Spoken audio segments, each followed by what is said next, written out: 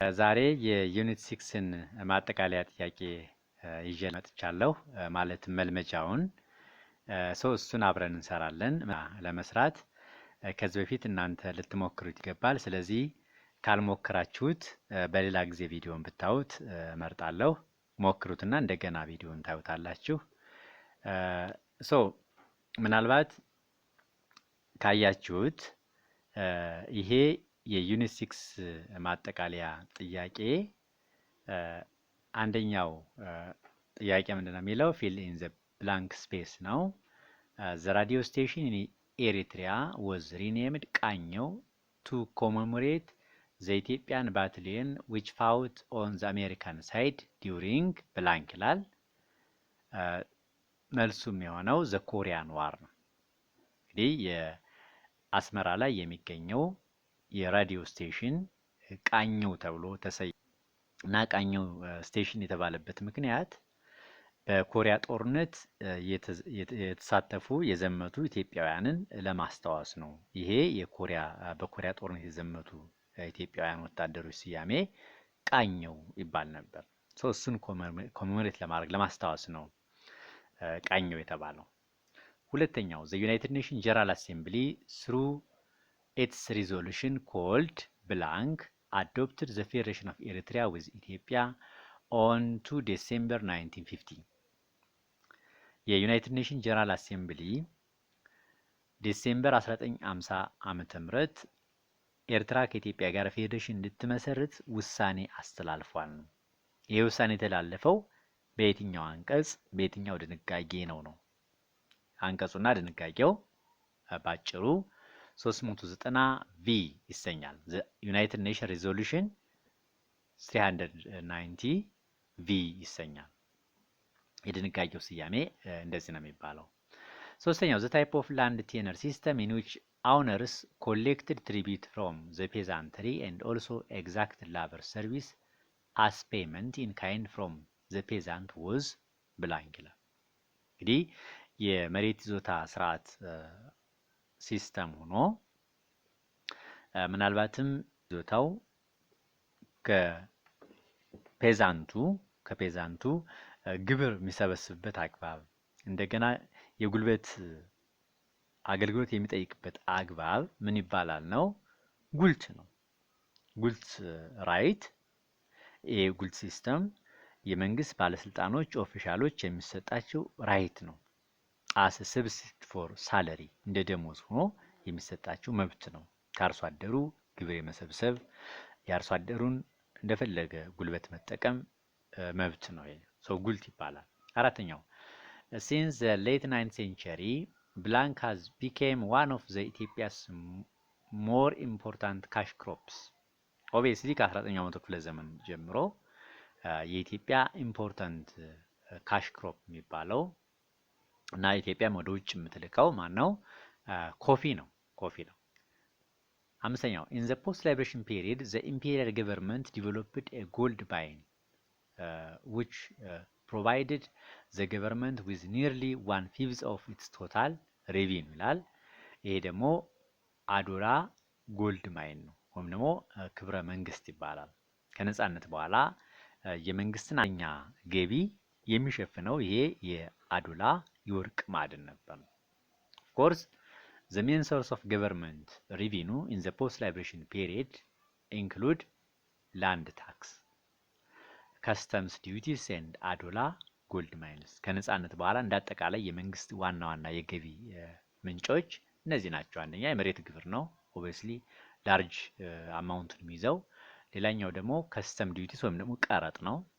በሶስተኛ ደረጃ የአዶላ ወርቅ ማዕድን ነው። ስድስተኛው the largest of the administrative units after the emperor had revised the administrative divisions were blank ይላል። ነጻነት በኋላ በ1942 ዓመተ ምህረት በአፄ ኃይለ ሥላሴ አዲስ አድሚኒስትሬቲቭ ዲቪዥን ኢንትሮዲዩስ አድርገዋል። ያም ምንድነው? ሀገሪትን ወደ ጠቅላይ ግዛት፣ ወደ አውራጃና ወደ ወረዳ ከፋፍለዋታል።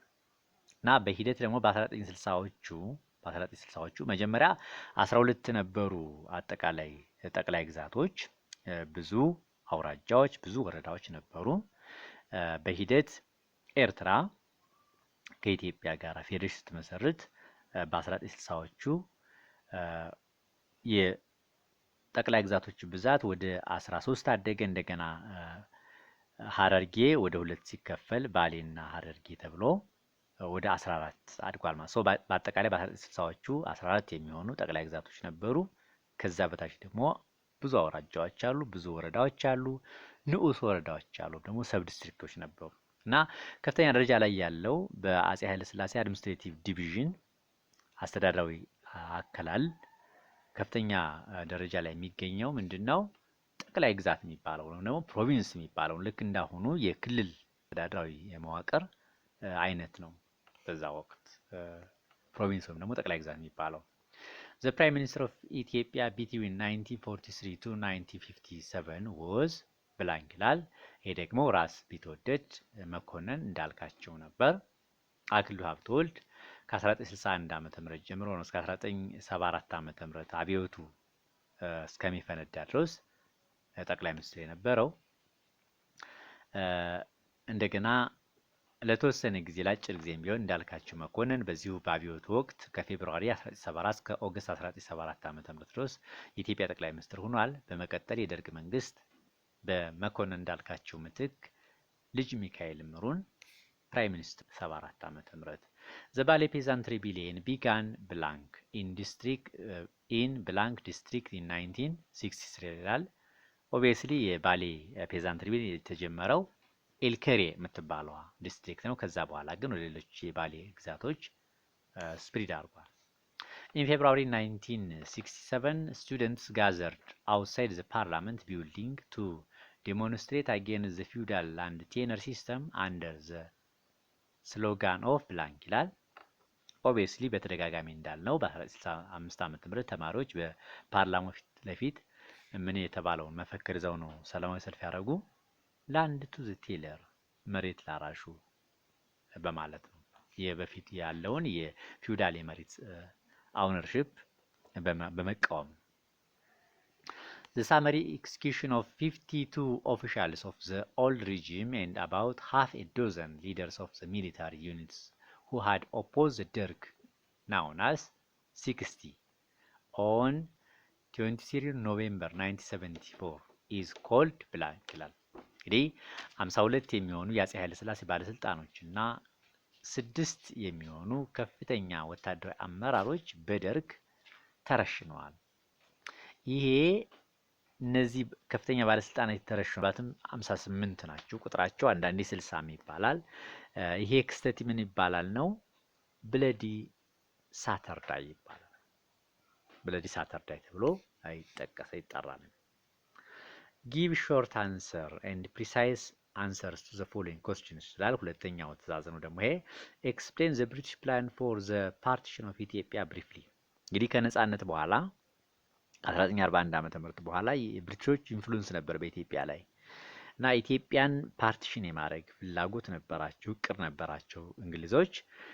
እንግዲህ ይሄ እቅዳቸው ምን ይመስላል ስንል ነምበር 1 they had plans to unite parts of Tigray with the adjacent highlands of Eritrea to form a separate state of Tigray. ትግርኛ speakers under the British protection. you see የትግራይን ከፍተኛ ቦታዎች ገንጥለው ከኤርትራ ጋር በማዋሃድ የትግርኛ ተናጋሪ ህዝቦችን መመስረት ይፈልጋሉ እና እነዚህ ህዝቦችም በእንግሊዝ ቁጥጥር ስር እንዲሆኑ በእንግሊዝ ተጽዕኖ ስር እንዲሆኑ የማድረግ እቅድ ነበራቸው ነው። እንደገና በደቡብ ምስራቅ ኢትዮጵያ the British had the plan to incorporate Ogaden with the British Somaliland ኦጋዴንን ከብሪቲሽ ሶማሊላንድ ጋር አንድ የማድረግ እቅድ ነበራቸው። የኢትዮጵያን ኦጋዴን ገንጥሎ ወደ ብሪቲሽ ሶማሊላንድ በመቀላቀል ታላቋን ሶማሊያን የመመስረት ፍላጎት ነበራቸው። በተጨማሪም ኢጣሊያን ሶማሊላንድንም እንደዚሁ አብሮ እንትን በማለት በመቀላቀል እንደገና የዝቅተኛ የምዕራብ የኤርትራ ግዛትን በተመለከተ they had the plan to partition Eritrea's western lowlands and merge them to the then Anglo-Egyptian Sudan የኤርትራን ዝቅተኛ ቦታዎች ደግሞ ከአንግሎ ሱዳን ጋራ ከቅኝ ግዛታቸው ከሱዳን ጋራ አንድ በማድረግ መግዛት ይፈልጉ ነበር። ባጭሩ ኢትዮጵያን የመከፋፈል እቅድ ነበራቸው ማለት ነው፣ በሰሜንም በደቡብ ምስራቅም። ሁለተኛው how did the Americans influence in Ethiopian education system? እንግዲህ አሜሪካኖች በኢትዮጵያ ፖለቲካዊ፣ ኢኮኖሚያዊና ማህበራዊ እንቅስቃሴ ላይ ከፍተኛ የሆነ ተጽዕኖ እንደነበራቸው አይተናል። በተለይ ከ1950ዎቹ ጀምሮ እስከ 1970ዎቹ ድረስ አሜሪካኖች ከፍተኛ የሆነ ኢንፍሉዌንስ ነበራቸው። በተለይ በኢትዮጵያ የትምህርት ስርዓት ላይ ተጽዕኗቸው የጎላ ነበር እና በዛ the Ethiopian education system was modeled after the American system of education.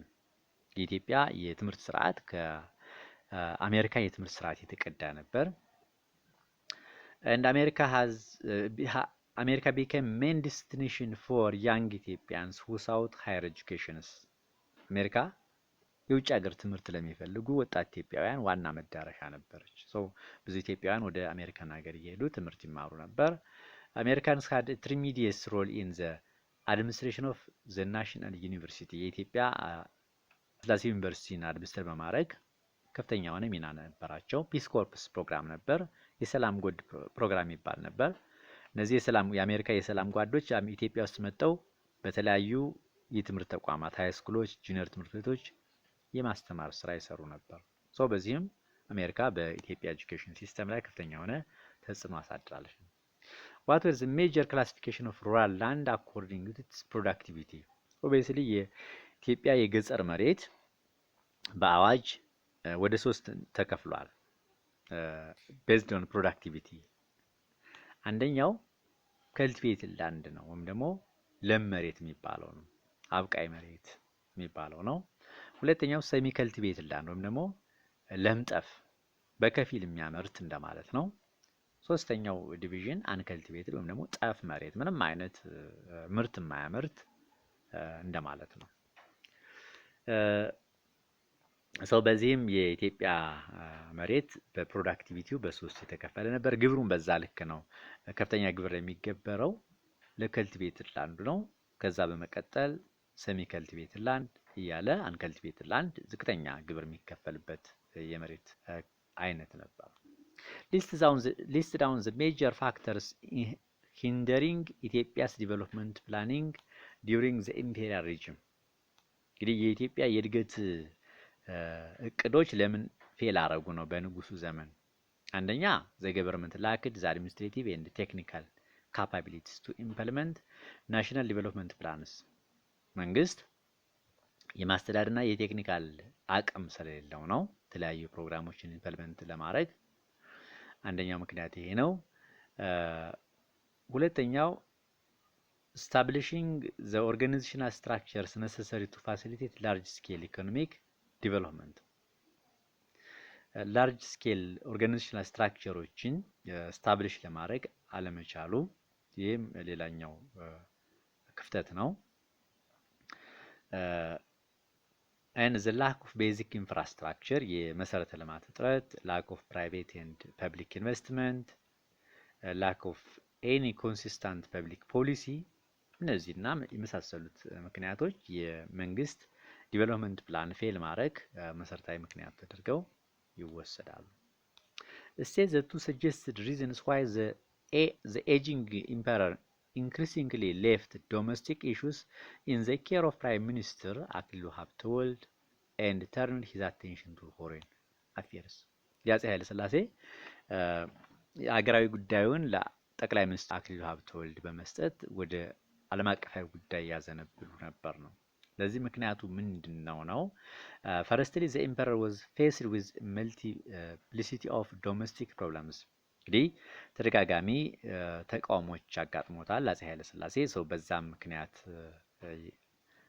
ነው ትኩረቱ ወደ ውጭ ማህበረሰብ ተርን ያደረገው ተብሎ ጀስቲፋይ ይደረጋል። ሁለተኛው ደግሞ the emperor who wanted to portray himself as a strong but compassionate leader, a model for all African statesmen.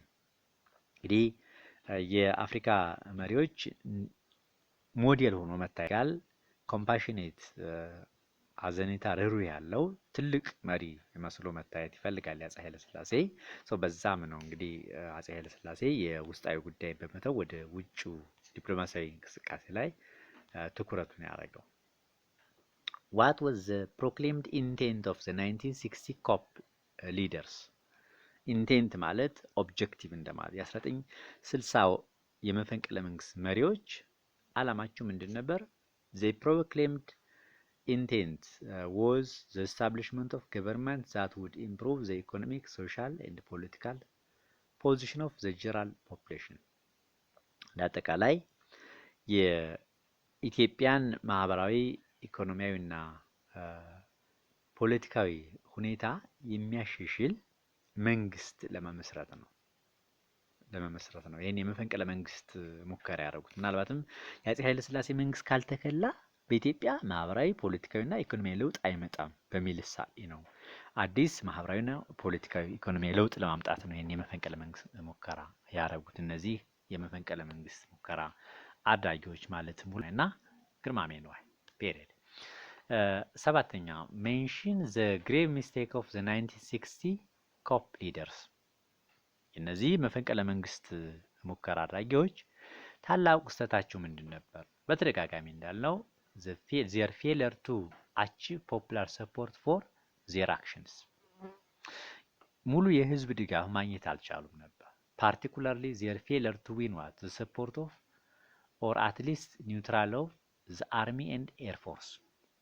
በተለይ ደግሞ የወታደሩን ድጋፍም ሆነ ኒውትራሊቲ ማግኘት አልቻሉም። የአየር ኃይሉንም እንደዛው አየር ኃይሉን ወይ ኒውትራል ማድረግ አልቻሉም ወይም ደግሞ ድጋፉን ማግኘት አልቻሉም። ይሄ ሁኔታ በሂደት ይሄ የመፈንቅለ መንግስት ሙከራ ፌል እንዲሆን አድርጎታል። the fact that they failed to organize or to get the support of the military force and the air force ይዋና ምክንያት ነው። ስምንተኛው list down the crucial factors that transformed the Ethiopian student movement from one of relative passivity to one of the active oppositions። እንግዲህ የኢትዮጵያ ተማሪዎች እንቅስቃሴ ከፓሲቭ ወደ አክቲቭ ስቴጅ የተዘዋወረው በምን ምክንያት ነው? ጠቅሰናቸዋል ምክንያቶችን በባለፉት አስታውሱ ከሆነ አንደኛው በ1960 የመፈንቅለ መንግስት ሙከራ ምክንያት ነው። ሁለተኛው ደግሞ the advent of scholarship students from other African countries ነው።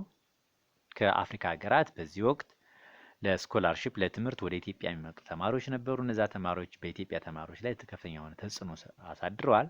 የኢትዮጵያን ተማሪዎች አመለካከት ቀይረዋል። ሌላኛው የኤርትራ አርምድ ስትረግል ነው። የኤርትራ የትጥቅ ትግል ኤርትራ ነፃነቷን ለማድረግ የምታደርገው የትጥቅ ትግል እንደዚሁ የተማሪዎችን ንቃተ ህሊና በእጅጉ ጨምሮታል። የኢትዮጵያ ዩኒቨርሲቲ አገልግሎት የሚባለው የኢትዮጵያ ዩኒቨርሲቲ ሰርቪስ የሚባለው ተማሪዎች የዩኒቨርሲቲ ተማሪዎች ከመመረቃቸው በፊት ወደ ገጠሪቱ አካባቢ ሂደው አገልግሎት የሚሰጡበት ሁኔታ ነው። በዚያም የገጠሩን ማህበረሰብ ሁኔታ መረዳታቸው ተማሪዎች አክቲቭሊ የአፄ ኃይለ ሥላሴ መንግስት እንዲቃወሙ አድርጓቸዋል። ደግሞ ራዲካል ሙቭመንት እንዲያካሂዱ ምክንያቶች ናቸው ማለት ነው። ዘጠነኛው what was the global change that affected መንግስቱ's regime at the end of 1980s። እንግዲህ የመንግስቱ ኃይለ ማርያም መውደቅ ግሎባል ቼንጆቹ ምንድን ናቸው? ኤክስተርናል ፋክተሮችን እንደማለት በሌላ አነጋገር አንደኛው ኤክስተርናል ፋክተር ኦልሬዲ የሚካኤል ጎርባቸው ወደ ስልጣን ላይ መውጣትና ሚካኤል ጎርባቸው ሁለት ፖሊሲዎችን ኢንትሮዲዩስ ማድረጉ ነው። ምንና ምን ይባሉ? አንደኛው ግላስኖስት ወይም ደግሞ ኦፕንነስ ነው። ሁለተኛው ደግሞ ፕሪስቶሪካ ወይም ደግሞ ሪስትራክቸሪንግ የሚባለው ነው። እነዚህ ፖሊሲዎች ምን አድርገዋል? they were responsible for the collapse of the Soviet Union። የሶቪየት ህብረት እንዲፈረካከስ ያደረጉ ታላላቅ ፖሊሲዎች ናቸው እነዚህ ፖሊሲዎች። ከዛ በኋላ ደርግ እንኳን ከሶቪየት ህብረት ድጋፍ ሊያገኝ ሶቪየት ህብረት በራሷ ተፈረካክሳለች። ኦልሬዲ የደርግ የምትሰጠው ድጋፍ ሶቪየት ህብረት ሊያቆም ይችላል ማለት ነው። በዚህ ጊዜ በሶቪየት ህብረት የተነፍስ የነበረ የደርግ መንግስት ኦልሬዲ ኮላፕስ አድርጓል፣ ወድቋል ማለት ነው። ሁለተኛው የአሜሪካ በዓለም ላይ ሀያል ሀገር ሆና ብቸኛዋ ዶሚናንት ፓወር ሆና ብቅ ማለቷ ነው። እንግዲህ ሁለት ተቀናቃኝ ኃይሎች ነበሩ፣ ሶቪየት ህብረትና አሜሪካ። ሶቪየት ህብረት ስትወድቅ ብቻዋን አሜሪካ ፓወርፉል መሆን ይችላለች። ከአሜሪካ ጋር ደግሞ የደርግ መንግስት ወዳጅነት አልነበረውም። በእርግጥ ወዳጅነት ለመመስረት ጥረት አድርጎ ነበር። ሆኖም ግን አሜሪካኖች የደርግን ተቃዋሚዎች ነው ሊስን የሚያደርጉት የሚሰሙት የነበር በወቅቱ እነ ቲፒኤልኤፍ እና ኢፒኤልኤፍን። በዛ ምክንያት የደርግ መንግስት ኮላፕስ ሊያደርግ ይችላል ማለት ነው፣ ሊወድቅ ይችላል ማለት ነው። ኢንተርናል ፋክተሩ ምንድነው ከተባለ ኦብቪየስሊ ብዙ ኢንተርናል ፋክተሮች አሉ። ለምሳሌ የናሽናል ሊበሬሽን ስትረግሎች የነጻነት ትግሎች የደርግ እንዲወድቁ አድርገዋል። የደርግ ሚስጋይድ ፖሊሲዎች፣ ሪሰትልመንት፣ ቪሌጃይዜሽን፣ ኢቨን ፋሚን፣ የተለያየ ኦፖዚሽኖች እነዚህ የደርግ መውደቅ ኢንተርናል ፋክተሮች ናቸው ማለት ነው። ምናልባትም ስለ ማጠቃለያ ጥያቄው እዚህ ላይ ይበቃናል። እንደ ዩኒቱን ሪቫይዝ ለማድረግ ይጠቅማችኋል። አንዳንድ የቁጥር ስህተትና እንትን ሀሳቡ ስህተት አሉ ኤክሰርሳይሱ ላይ እሱን አጀስት አድርጌ አስተካክዬ ነው የሰራሁትኝ። ምናልባት ኮሜንት ካላችሁ ኮሜንት መስጠት ትችላላችሁ። ቻናሉ እንደተለመደው ላይክ፣ ሼር እና ሰብስክራይብ ማድረጉን አትዘንጉ። ስለነበረን ጊዜ አመሰግናለሁ። ቻው